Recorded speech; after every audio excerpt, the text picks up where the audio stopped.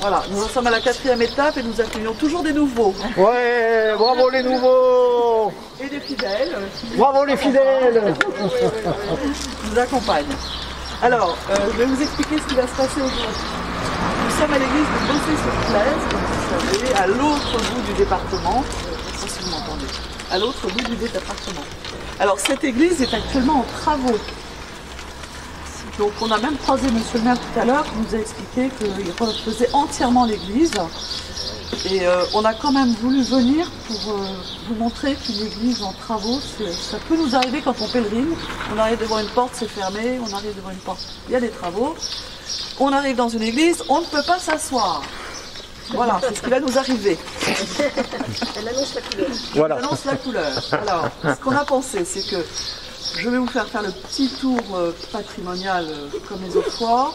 Et si vous êtes d'accord, parce que je pense que ce sera plus confortable, on pourra aller à l'église de Preuilly-sur-Claise pour s'asseoir dans l'église, pour écouter et prier ensemble. Ah oui, voilà. Ah oui, hein, oui, c'est bien. c'est Voilà. magnifique. Allez. Super. Alors on va rentrer dans l'église. Pour la suite, ça sera plus simple. Allez. Vous aide, non? Non, non, c'est bon. Ça va? Il y en a plus que deux. Oui. Il y en a qui n'ont pas des bâtons, là, qui n'en avaient jamais eu. Non. Il en reste deux. Il y en a encore deux. Il en reste deux. Il nous reste deux. Il reste encore des bâtons, s'il y en a qui n'en ont pas eu.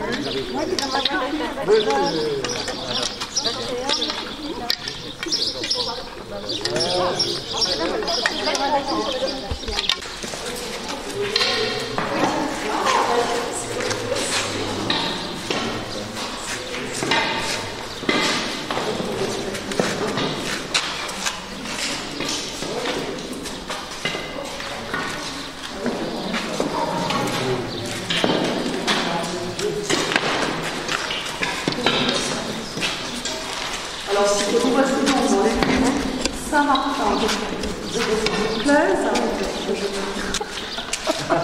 donc la mairie nous a aimablement autorisé à rentrer dans cette église qui, vous le constatez, est en plein travaux.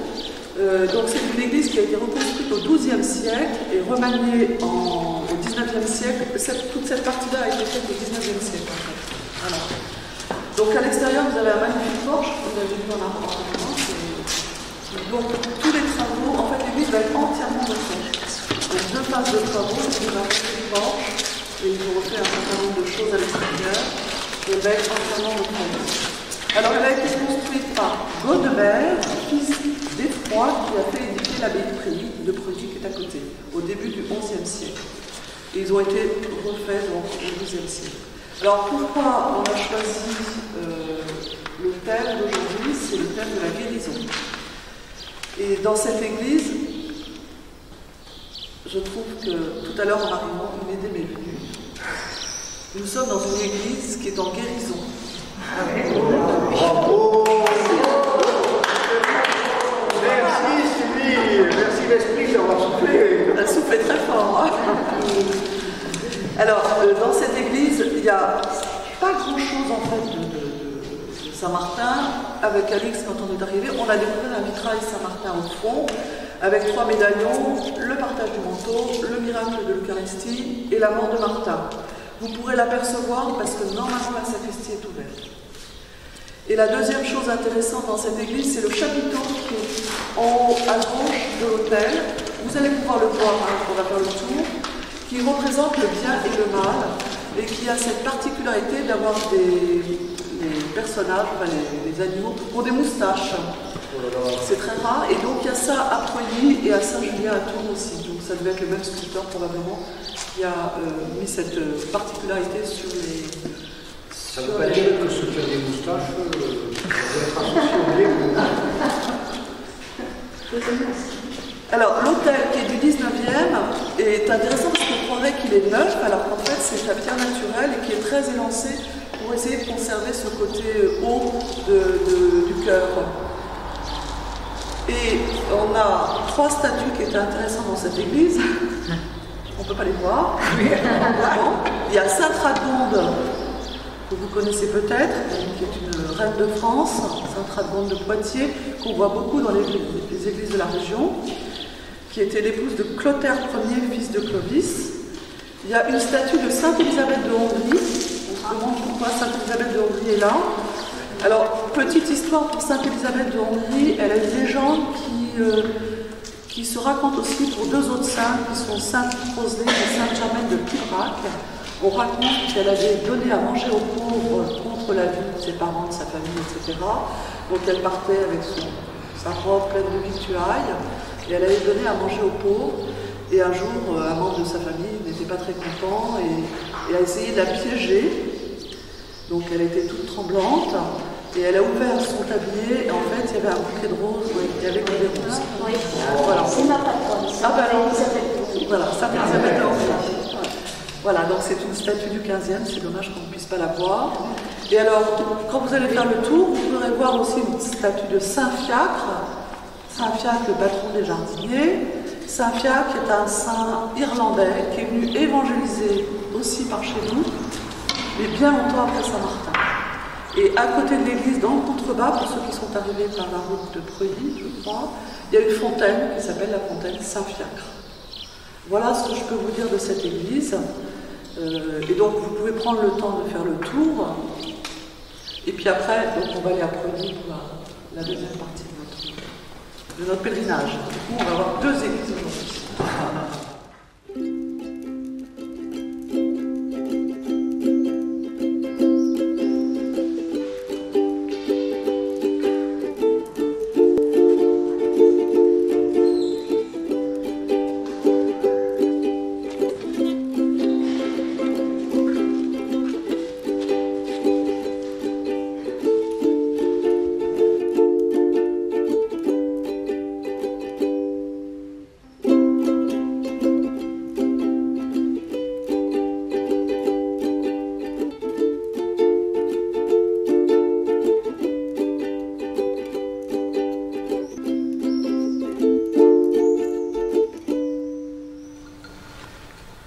Écoutez, pour entrer dans ce temps un petit peu de méditation, je vous invite à prendre le livret à la page 6. Avec toi, nous irons au désert.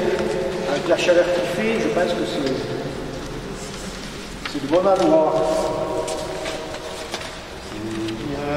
Avec toi, nous irons au désert, poussés comme toi par l'esprit.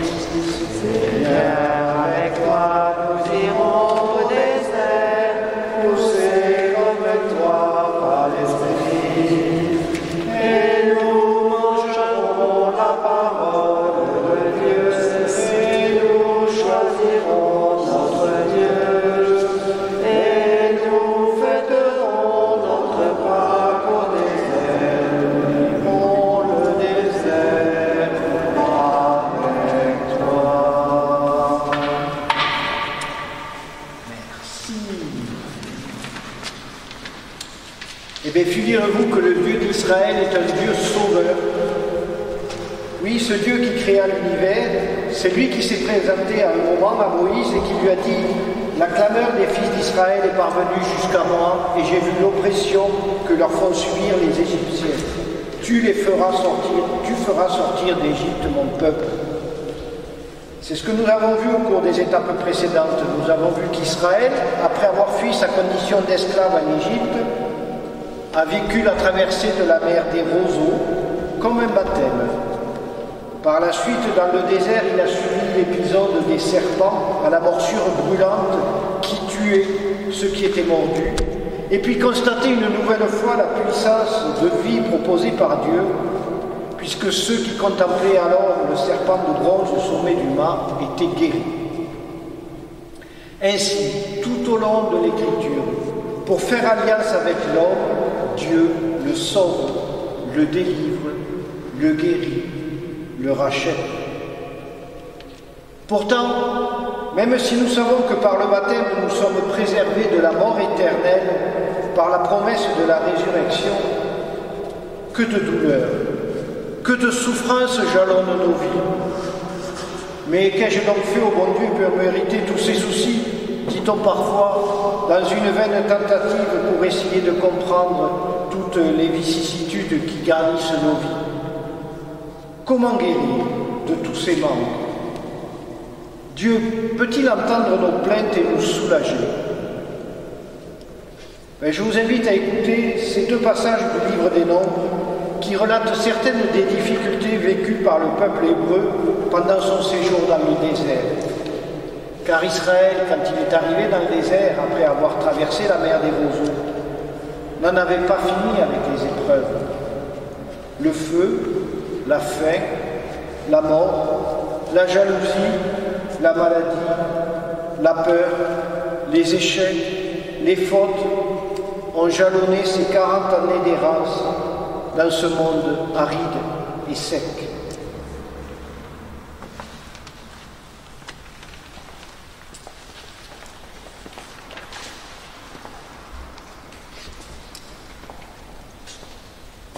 Lecture du livre des Nombres. Or, le peuple se répandit en plaintes qui arrivèrent aux oreilles du Seigneur. Cela lui déplut.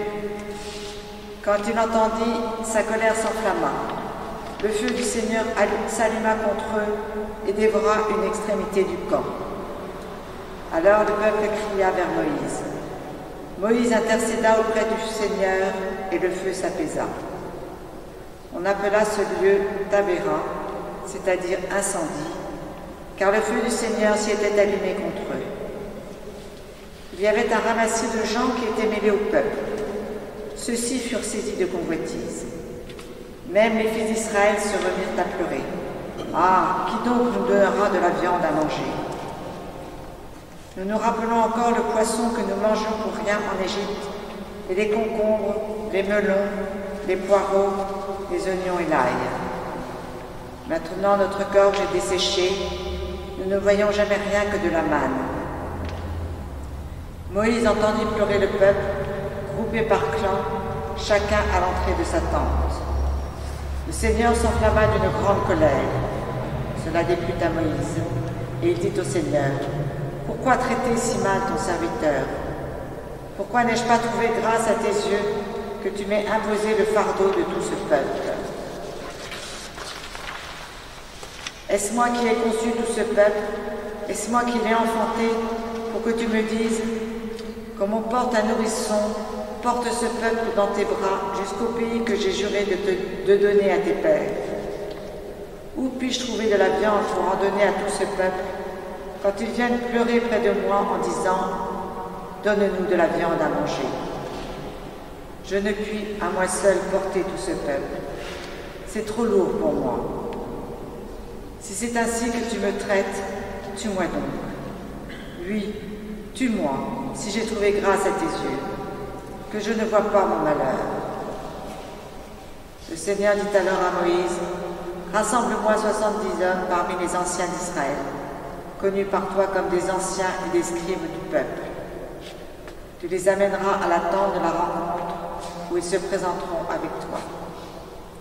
Là, je descendrai pour te parler, et je prendrai une part de l'Esprit qui est sur toi pour le mettre sur eux.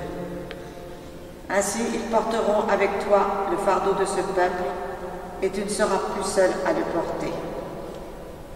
Au peuple, tu diras, sanctifiez-vous pour demain, et vous mangerez de la viande, car les oreilles du Seigneur ont entendu vos pleurs quand vous disiez, qui nous donnera de la viande à manger? Comme nous étions bien en Égypte, eh bien, le Seigneur vous donnera de la viande et vous en mangerez. Vous n'en mangerez pas seulement un jour, 2 jours, 5 jours, 10 jours, 20 jours, mais tout un mois, jusqu'à ce qu'elle vous sorte par le nez et que vous en ayez la nausée. Tout cela parce que vous avez rejeté le Seigneur qui est au milieu de vous et que vous avez pleuré devant lui en disant « Pourquoi donc sommes-nous sortis d'Égypte ?» Moïse sortit pour transmettre au peuple les paroles du Seigneur. Puis il réunit 70 hommes parmi les anciens du peuple et les plaça autour de la tente. Le Seigneur descendit dans la nuée pour parler avec Moïse. Il prit une part de l'esprit qui reposait sur celui-ci et le mit sur les 70 anciens. Dès que l'esprit reposa sur eux, ils se mirent à prophétiser Mais cela ne dura pas. Envoyé par le Seigneur, le vent se leva. Depuis la mer, il amena des cailles, il les rabattit sur le camp, et tout autour du camp sur une largeur d'une journée de marche à peu près. Elle couvrait la surface du sol sur 2 coudées d'épaisseur environ. Le peuple resta debout tout ce jour-là, toute la nuit et toute la journée du lendemain. Ils ramassèrent les cailles. Celui qui en eut le moins en ramassa 10 grandes mesures. Ils prirent beaucoup de temps pour les étaler tout autour du camp. La viande était encore entre leurs dents. Il n'a pas fini de la mâcher que déjà la colère du Seigneur s'enflammait contre le peuple et qu'il frappait le peuple. Il le frappa d'un très grand coup. On appela donc ce lieu Kibrot Hattawa, c'est-à-dire tombeau de la convoitise. Car c'est là qu'on enterra la foule de ceux qui avaient été pris de convoitise. De Kibrot Hattawa, le peuple partit pour Asséroth, et il resta à Asséroth. Parole du Seigneur. Nous vous rendons grâce.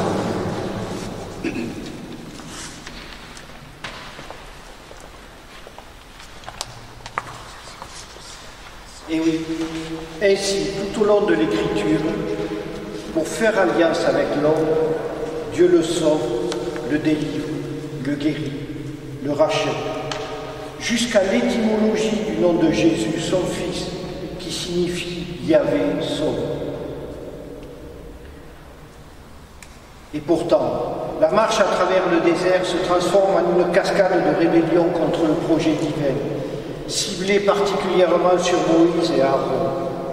Les lamentations, les récriminations du livre de l'Exode sont certes ici radicalisées, mais elles mettent en marche un processus qui aboutira à la disparition de cette génération de l'Exode, laquelle n'entrera pas en terre promise. Et c'est pourtant un Dieu qui sauve, mais qui sauve un homme en attente de salut. L'homme a-t-il donc besoin d'être sauvé? L'homme d'aujourd'hui en a-t-il encore besoin? Sauvé de quoi? Se pose-t-il encore de telles questions? Nous sommes habités, bon gré, mal gré, par le désir du bonheur, par celui de donner du sens à notre existence et de la réussir. Mais si ce bonheur était autre chose que ce à quoi nous pensons spontanément, comme la réussite professionnelle ou familiale ou sociale, et si c'était pour découvrir ce sens de son existence et comment la réussir, qu'Israël est resté 40 ans au désert avant d'accéder en terre promise. 40 ans au désert pour les Hébreux, 40 jours au désert pour le Christ lors des tentations avant le début de sa vie publique. 40.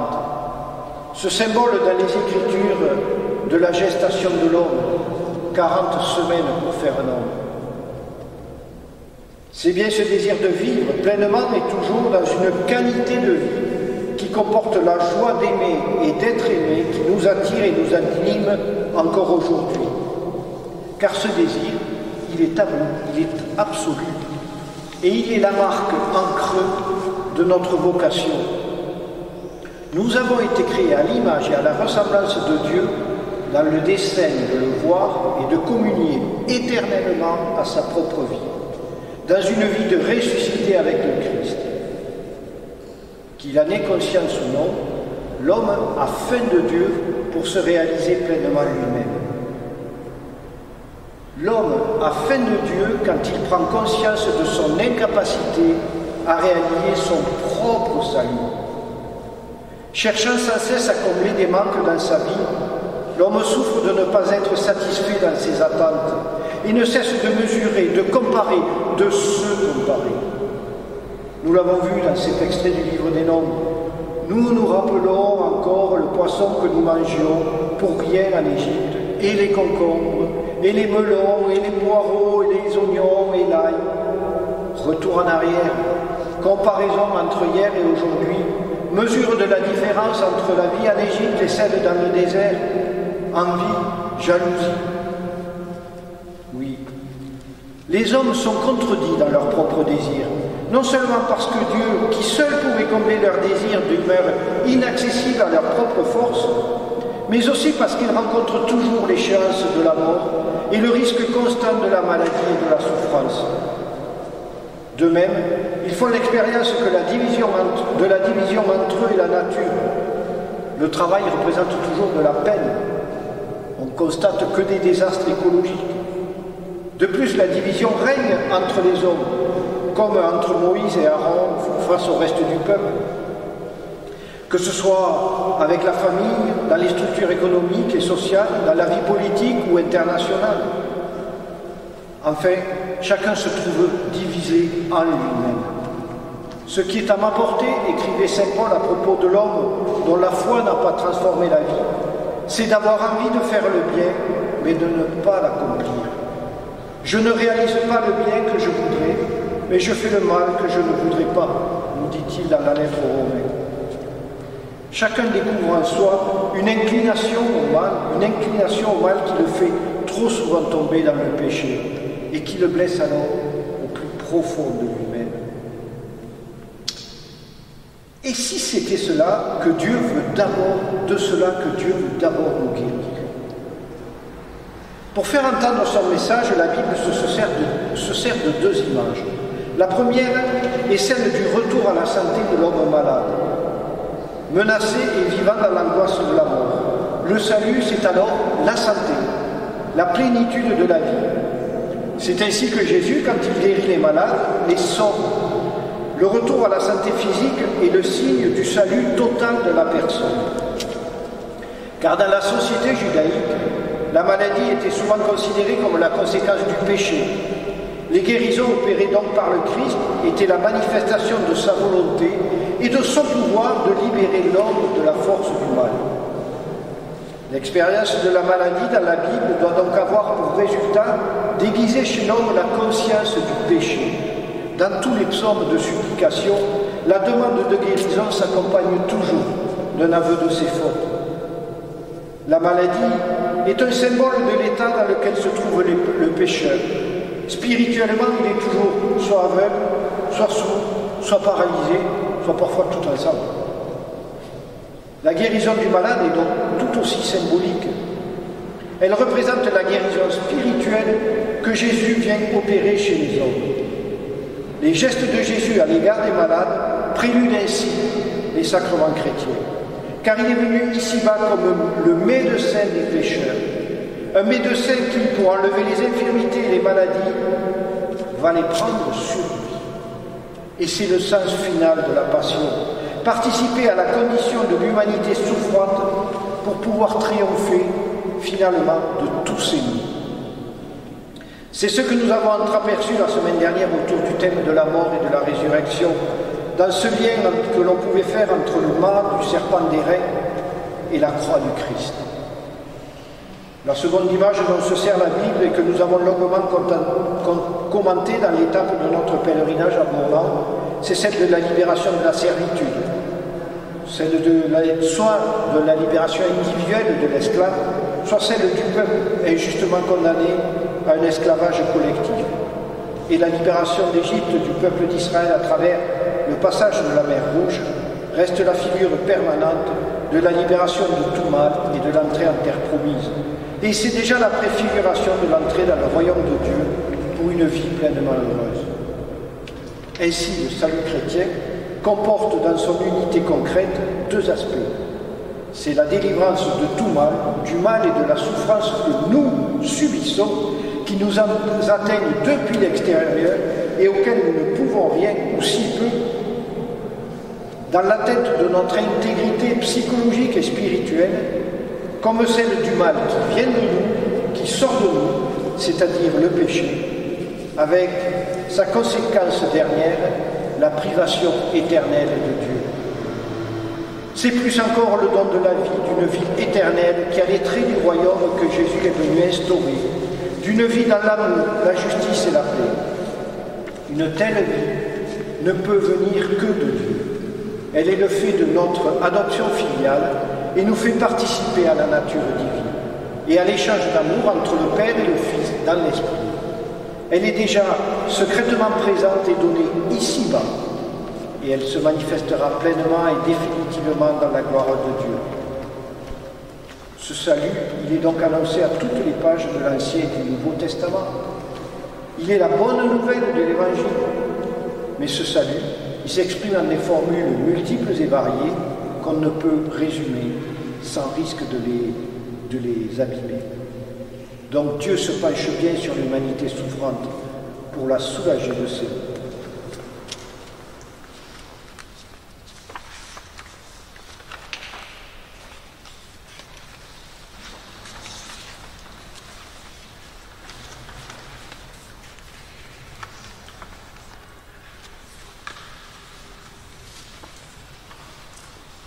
Je vous invite à prendre le deuxième couplet du chant Avec toi nous irons au désert à la page 6. Page 6. Seigneur, nous irons au désert pour guérir, pousser comme toi par l'esprit. Seigneur, nous irons au désert pour guérir, pousser comme toi par l'esprit. Et tu ôteras de nos cœurs le péché, et tu guériras notre mal. Et nous fêterons notre Pâques au désert, nos vivants qui engendrent la vie.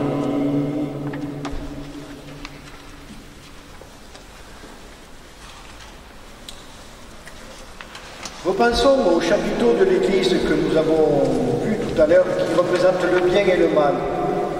Et pensons que oui, le mal est réversible la plupart du temps et que nous pouvons généralement en guérir. Le mal le plus profond, le seul qui peut devenir irréversible, reste celui de l'homme qui veut y rester séparé de Dieu, parce qu'il pense avoir la capacité de gagner seul la terre promise, de tout accomplir par ses propres forces. Entendons ce qui a été dit il y a quelques minutes. L'homme a faim de Dieu quand il prend conscience de son incapacité à réaliser son propre salut. Et si Dieu, lui, de son côté, avait faim de nous? Dans le psaume 49, il dit « Si j'ai faim, irai-je te le dire ?» C'est au verset 12. Alors bien sûr, nous sommes tentés de répondre que non, Dieu ne va pas nous dire qu'il a faim, car ce serait imposer une forme d'anthropocentrisme, ce qui l'excède amplement. Et pourtant la faim est toujours présente dans la Bible et dans les évangiles. Souvenez-vous, Jésus, après ses 40 jours au désert, il a eu faim. Souvenez-vous qu'en sortant de Béthanie, il s'adresse à un figuier qui n'a pas de fruits à lui offrir. Il a faim. Il a faim de notre parole, il a faim de notre faim, et il nous le dit. Offre donc à Dieu le sacrifice d'action de grâce, dit toujours ce psaume 29. Et le vrai sacrifice d'action de grâce, n'est-ce pas d'abord d'entendre la faim de Dieu, d'une rencontre véritable, son désir d'entrer en relation avec nous, de nous parler, de nous écouter, de nous aimer? La faim de Dieu ne se manifeste-t-elle pas lorsque dès l'origine des siècles, il nous façonne à son image et il dépose en nos cœurs la capacité à entrer en relation avec d'autres et, si nous le voulons bien, avec lui? Alors prenons quelques minutes de méditation pour regarder quelle est notre faim de Dieu et comment nous représentons-nous notre Dieu. Quelle nourriture nous donne-t-il?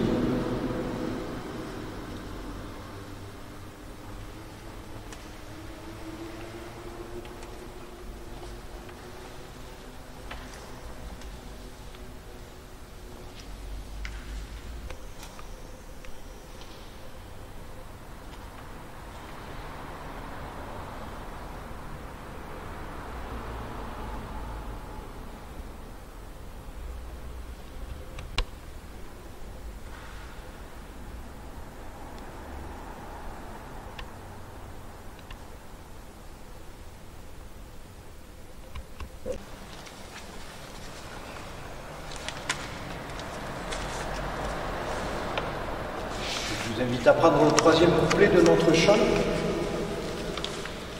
Seigneur, nous irons au désert pour prier, pousser comme toi par l'esprit.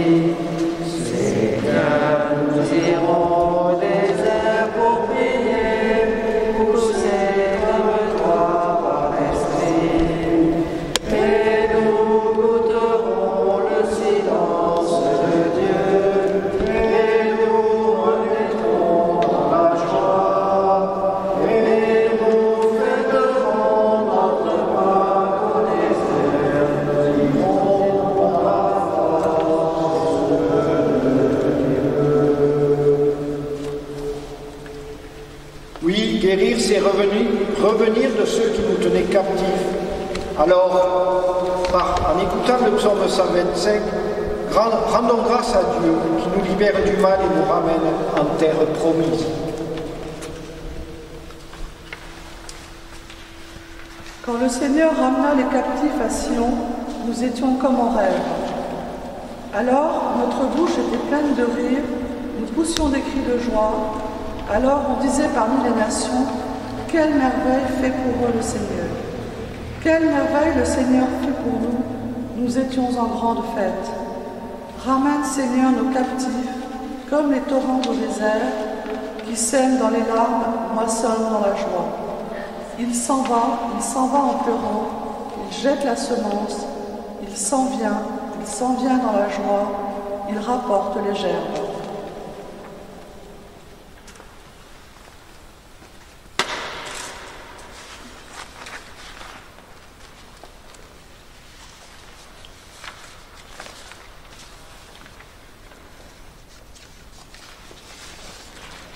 Et nous pouvons confier au Seigneur nos intentions, comme les autres fois, grande liberté à l'intervention. Et je vous propose comme refrain, au Seigneur guéris-nous, au Seigneur sauve-nous, donne-nous la paix. Au Seigneur guéris-nous, au Seigneur sauve-nous, donne-nous la paix.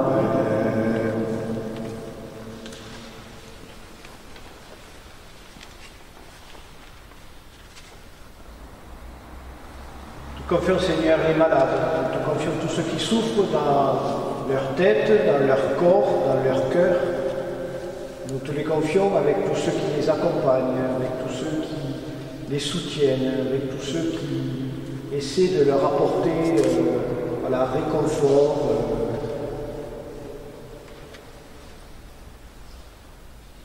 Ô Seigneur, guéris-nous, ô Seigneur, sauve-nous, donne-nous la paix. Pour toutes les victimes du Covid dans les communautés religieuses.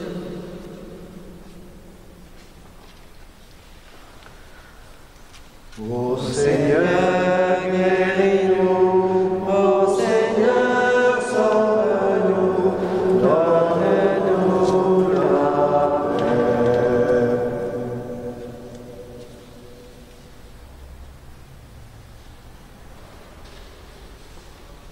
Pour tous les communiants. Ô Seigneur, guéris-nous, ô Seigneur, sauve-nous, donne-nous la paix.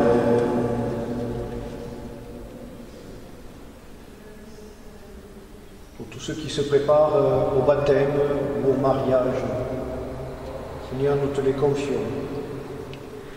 Ô Seigneur, guéris-nous, ô Seigneur, sauve-nous, donne-nous la paix. Seigneur, je te confie mon grand frère, qui a enfin réussi à rentrer dans l'armée. Et depuis le temps qu'il attendait ça et qu'il cheminait, je pense que c'est un peu sa guérison à lui. Seigneur, guéris-nous, ô Seigneur, sauve-nous, donne-nous la paix. Pour Camille et Alban qui vont se marier dans cette église ici même le 30 juillet prochain. Ô Seigneur, guéris-nous, ô Seigneur, sauve-nous, donne-nous la paix.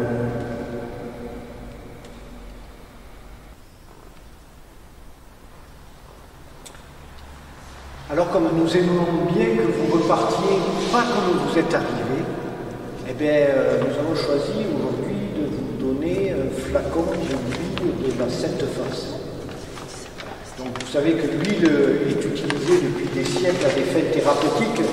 C'est connu depuis longtemps, même, ça a même donné naissance à une science qu'on doit appeler la l'aromathérapie, quelque chose comme ça. Quoi. C'est un traitement naturel pour soigner tant les plaies et lutter contre les infections que pour soulager l'hiver mou. Alors elles sont employées pour traiter les troubles du sommeil, la fatigue, elles combattent le stress, la fatigue, décontracter les muscles, facilitent la récupération, enfin, plein de choses dont on a besoin aujourd'hui dans l'état que nous vivons. Il en est même fait mention dans la parabole du bon samaritain dans l'évangile de Luc. Vous vous souvenez? Jésus reprit la parole. Un homme descendait de Jérusalem à Jéricho et il tomba sur des bandits. Ceux-ci, après l'avoir dépouillé et roué de coups, s'en allèrent, le laissant à moitié mort. Mais un Samaritain qui était en route arriva près de lui, il le vit et fut saisi de compassion. Il s'approcha et pansa ses blessures en y versant de l'huile et du vin. Puis il le chargea sur sa propre monture, le conduisit dans une berge et prit soin de lui. Voilà, il n'est donc pas étonnant que les vertus issues des plantes soient aussi reprises pour lutter contre nos désordres spirituels.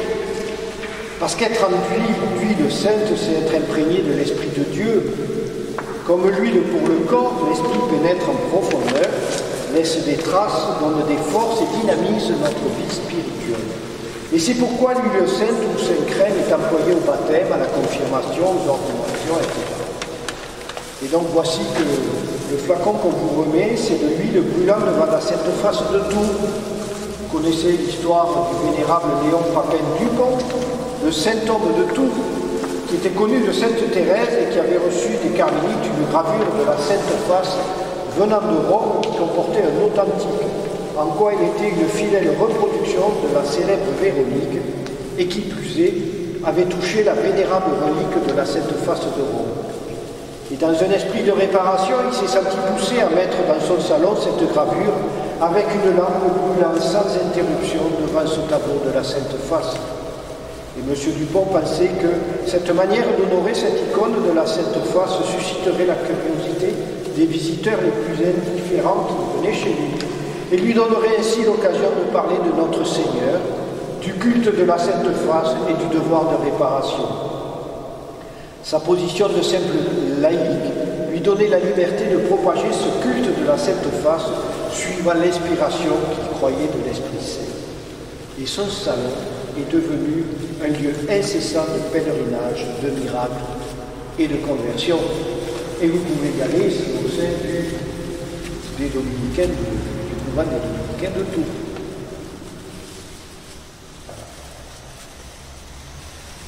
Alors que le Seigneur, par sa bénédiction, accueille et confirme les désirs de votre piété pour que vous avanciez sans danger en cette vie et que vous obteniez la vie éternelle par Jésus le Christ, notre Seigneur.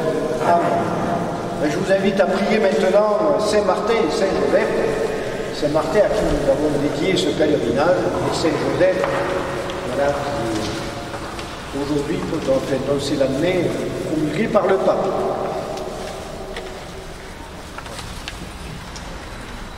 Saint Martin, toi qui as parcouru les routes de l'Europe, toi qui as vécu à la suite de Jésus en vrai disciple, toi qui as partagé ton manteau avec un pauvre par amour du Christ, toi qui nous aides à reconnaître son visage en toute personne pour servir et aimer, toi qui as lutté contre le mal et qui est passé sur la terre en faisant le bien, intercède pour nous en ces temps difficiles, protège-nous en ces temps de détresse.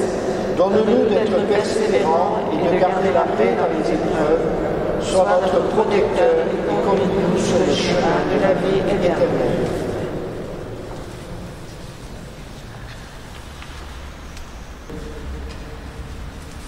Je vous salue, Joseph, vous que la divine grâce a comblé, le Sauveur a reposé dans vos bras et grandi sous vos yeux.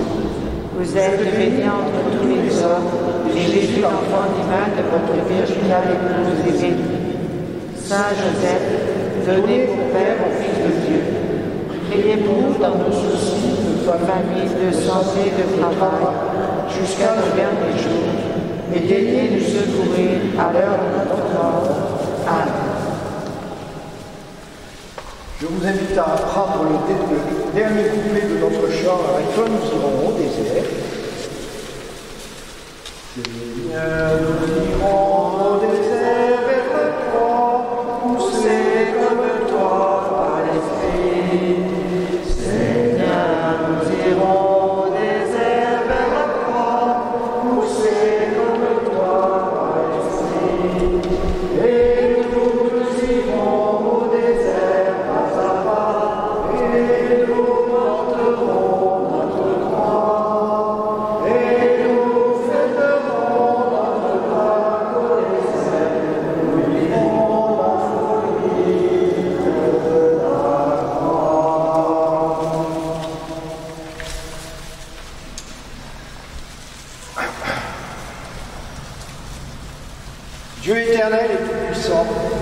Tu as fait sortir Abraham de son pays et de sa famille et tu l'as gardé dans tous ses chemins. Garde-nous aussi, nous, tes serviteurs. Sois pour nous, Seigneur, un compagnon de route, un soulagement dans la fatigue, une défense dans l'adversité, pour que nous parvenions sous ta conduite au terme de notre voyage et que nous puissions revenir heureusement chez nous par Jésus, le Christ, notre Seigneur. Amen. Et que le Seigneur, dans sa bonté, nous accompagne au départ et au retour, et tout au long du chemin, par Jésus le Christ, notre Seigneur. Amen. Que Dieu Tout-Puissant nous bénisse, qu'il exauce nos prières, pour que nous ayons un voyage favorable. Amen. Alors encore un grand merci pour cette journée, pour votre participation, tous ces kilomètres que vous avez faits, voilà, pour ces découvertes que nous fait faire Sylvie à travers ces visites d'églises perdues, parfois oubliées, la campagne Tourangelle.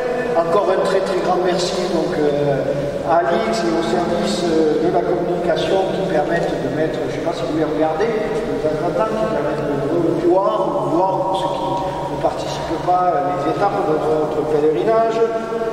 Jeudi prochain, on est bien à Côte-d'Ivoire. On est à Côte-d'Ivoire. Voilà, où on complétera l'étape de ce jour, puisqu'aujourd'hui on parlait déjà de la suite. Alors on vient de chanter qu'on va suivre la croix, et bien voilà.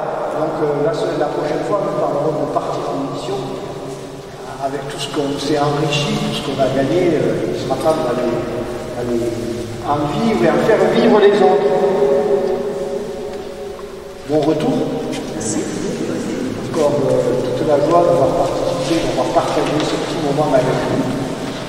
Et bon voyage et à la semaine prochaine. Alors, il y a quelque chose à voir encore dans la région. Alors, dans la région, donc, nous sommes à Preuilly, donc sur la route du Grand Pressigny, entre Preuilly et Grand Pressigny, il y a Chaumusset. Et Chaumusset, c'est un petit village perdu dans la campagne, sauf qu'il y avait la ligne de chemin de fer que l'on voit passer ici à Preuilly, mais qui venait du Grand Pressigny. Et il y a une grande gare. Et on se demandait pourquoi il y avait une grande gare comme ça, avec encore les salles d'attente pour la 3e, la 2e et la 1re classe. Hein, vous voyez, c'est pas d'aujourd'hui. Et il y avait un grand pèlerinage jusqu'au début du siècle qui venait voir la fontaine Saint-Marc et la grotte de Lourdes qui est aménagée et où on voit l'eau couler. Et cette eau avait la particularité de soigner les yeux, pas les œufs, les yeux. Voilà.